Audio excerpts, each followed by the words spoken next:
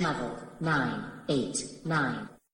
Welcome to a 989 on Health Extra. These quick supplements should help ease any withdrawal symptoms you may experience while waiting for our next full episode. So, Mike, what's on today's agenda? My wife and I have a long-standing difference of opinion, shall we say, when it comes to the topic of stretching. Full disclosure, she feels stretching is important while I do not. But which one of us is correct? And what better way for me to explore the topic than to do the research and then present an episode about it? As always, I'll be referencing a lot of different resources. Check the show notes for links to the articles I'll be quoting from. Here's a quick paraphrased definition from my favorite encyclopedia. Stretching is a form of physical exercise in which a specific muscle, tendon, or muscle group is deliberately manipulated in order to improve the perceived elasticity and achieve comfortable tone. The result is a feeling of increased control, flexibility, and range of motion. Now, when you look at connective tissue as something basic, something simple, a set of carefully aligned physical objects, like the string on a bow you might use to fire arrows. If you stretch out your string too far, the performance of your bow will be impacted. The exact flex and strength of the bow and the exact tautness and give of the string have been precisely engineered to function together as a unit to provide consistent results. One question I had when stopping for a moment to consider stretching is, let's say I feel the need to stretch. Maybe I have a known issue with a particular muscle or tendon. So in this scenario, let's say I've personally decided to stretch before certain activities. Fine, good. How long does that stretch last? And if I take a break from my activity, should I stretch all over again? Or am I good to go? There doesn't seem to be a definitive answer for this question. Why? Well, which stretch did you use? What kind of stretch? What kind of activity? How long a break? What are your personal issues? How hydrated are you? What are your electrolyte levels? How fatigued is that muscle? I'm focusing today on stretching in regards to activities. This episode is not meant to be an exploration of overall range of motion or flexibility, which I think we can all agree are important to living productive and independent lives. Range of motion and flexibility decrease as you age, and we all need to actively fight the loss of both of these. Okay, stretching. Depending on how technical you want to get, there are two basic types of stretches, static and dynamic. So static is where you're mostly being still. I mean, it's tricky. By definition, to stretch is to move, but I'm going to consider static stretching being still, especially when compared to dynamic stretching, where you repeatedly move through a range of motion. There are many ways to do static stretches and many ways to do dynamic stretches. Passive stretching is using something other than the muscle or tendon you're trying to stretch. This could be using your own body parts, such as flexing your fingers down on a tabletop, or using your right hand to push up on your left elbow to stretch your shoulder, or using your body weight or a stretching device like a strap or a wall or a curb. None of this sounds very passive, does it? Like static, meaning still? The use of passive here only makes sense in contrast and in context with active stretching. So what is active stretching? It's actively assuming a position and holding it. What? No, active stretching doesn't sound anything like yoga. That's just silly. Yoga. There's also something called isometric stretching, where you're not lifting or moving, well, hardly at all. With careful focus and attention, you can tense and relax specific muscles on command. The most famous isometric stretch is probably the Kegel exercise, more officially known as the Kegel pelvic floor muscle exercise, named for, as you might expect, a Dr. Kegel. And the purpose was to help pregnant women avoid involuntary loss of urine when sneezing, coughing, or exercising.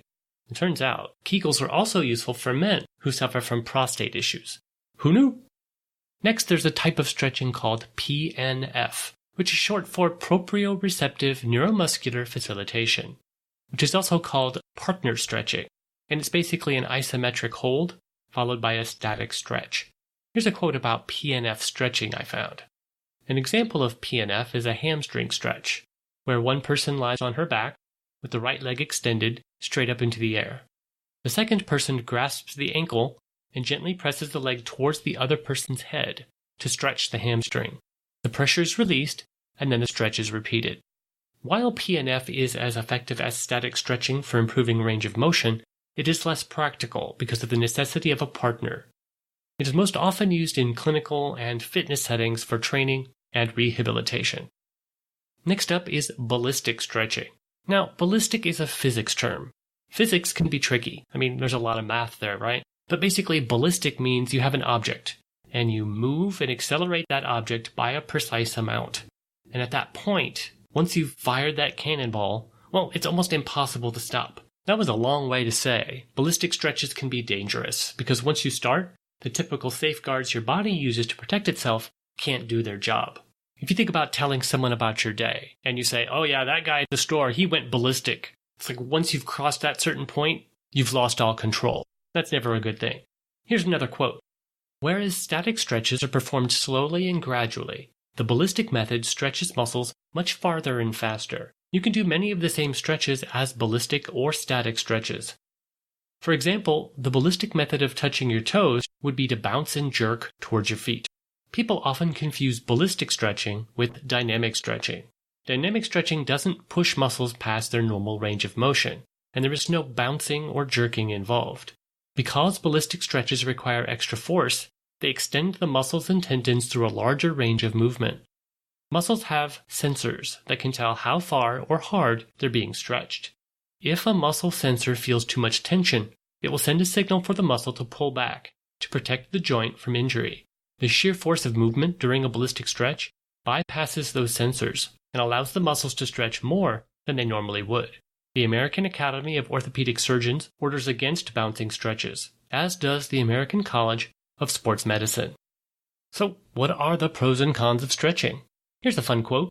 I am a great fan of watching babies and cats. They both do something upon waking up called pandiculation, a combination of yawning and stretching we've all seen that apparently needed a fancy scientific name.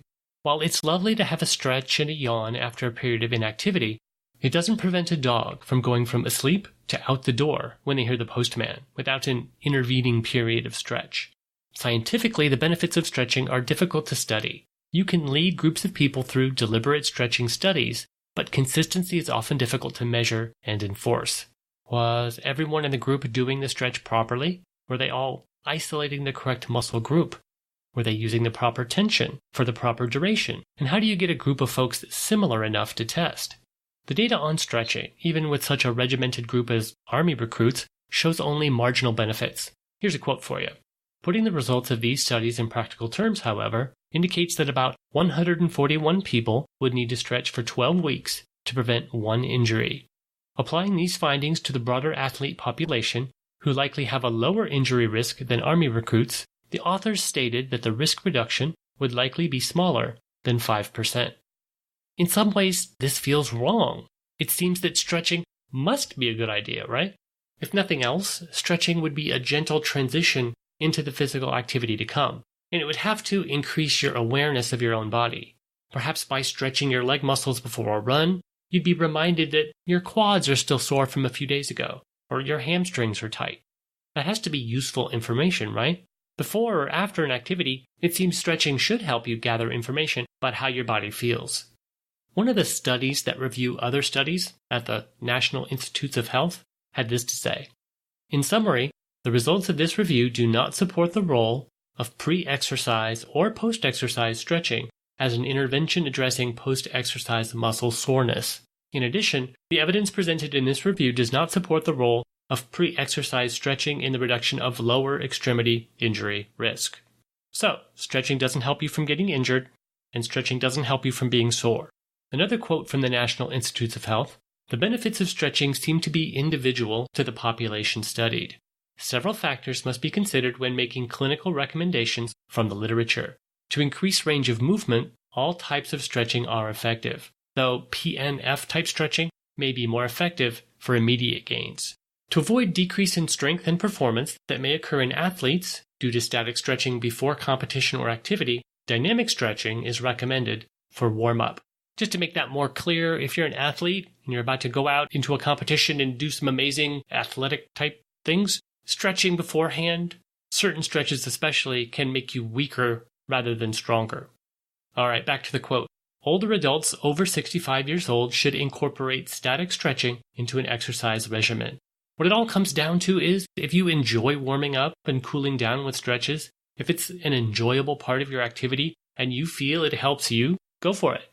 Most properly performed stretches don't seem to cause damage and can help increase range of motion.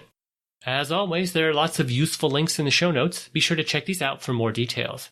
Thanks again to our great listeners for sending in suggestions. If you'd like to send in your own topic for consideration, head on over to level989.com/contact and make it so.